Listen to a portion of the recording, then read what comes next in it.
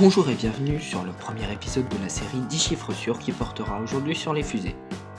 En effet, après le lancement de la fusée Falcon Heavy de la société américaine SpaceX, qui a été suivi par de nombreux youtubeurs en direct tels qu'Amissem, il est logique de faire de ce thème le premier sujet de cette série.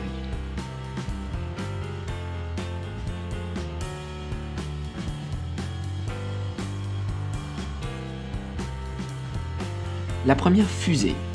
Il s'agit du V2, une sorte de missile qu'avait conçu l'Allemagne pendant la fin de la Deuxième Guerre mondiale. C'est le premier engin doté d'un moteur de fusée. C'est le nombre de versions différentes existant du lanceur, fusée cargo, Ariane. Le record de lancement consécutif sans incident est de 77 pour la version 5 de Ariane 5. C'est le nombre de fusées lancées en 2017 depuis la Terre. C'est en méganewtons la poussée de la plus puissante fusée du monde, Saturne V, construite en Amérique, pouvant emporter avec elle une charge allant jusqu'à 47 tonnes en direction de la Lune.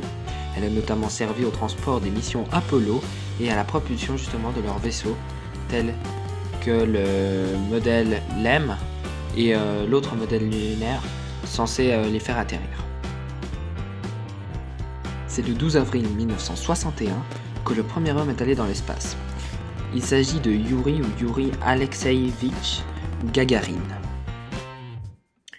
L'année durant laquelle la première fusée avec réservoir récupérable a été lancée, comme dit en début de la vidéo, la Falcon Heavy de la société SpaceX a ramené sur Terre 2 de ses 3 compartiments, un s'étant craché dans la mer à côté de la plateforme d'atterrissage.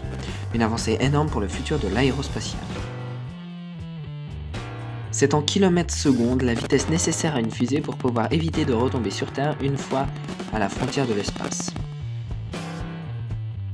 C'est le nombre de fusées de type Ariane étant lancé depuis 1979. Il y a actuellement 5 versions, l'Ariane 1, 2, 3, 4, 5 et la 6e en cours de développement.